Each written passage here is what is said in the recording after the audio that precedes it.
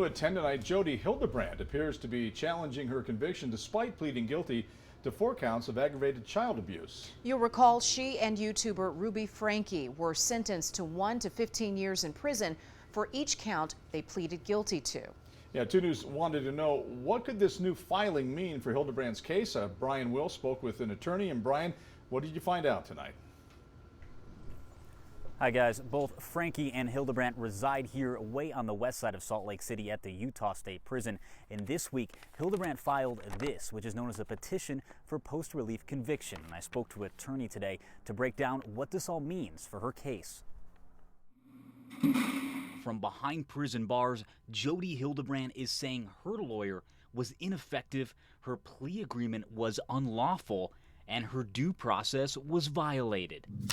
Post-conviction remedies are notoriously difficult to actually have them go forth, especially if you don't have an attorney on your side. Effectively, she's saying that her attorney was ineffective and that she did not know certain of her rights. Former prosecutor turned defense attorney Nathan Evershed has handled numerous cases and says this one looks like, quote, a Hail Mary attempt to reduce the time she will serve in prison. Post-conviction remedies are much more likely to occur if there was a hearing or a trial or something like that. Is this unusual to see something like this, or they're really trying all avenues once you get, once you're behind bars? It's a good question. It is unusual, especially in a case where someone has pled guilty to then make these claims. And most of the time, this doesn't happen.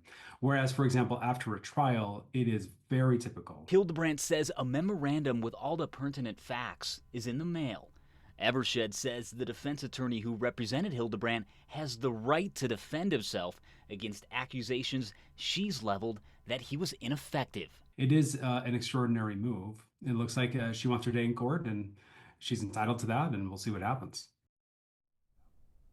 Now, she is serving out her sentence here at the Utah State Prison and is up for parole next year. Reporting live in Salt Lake City, Brian Will, KUTV 2 News.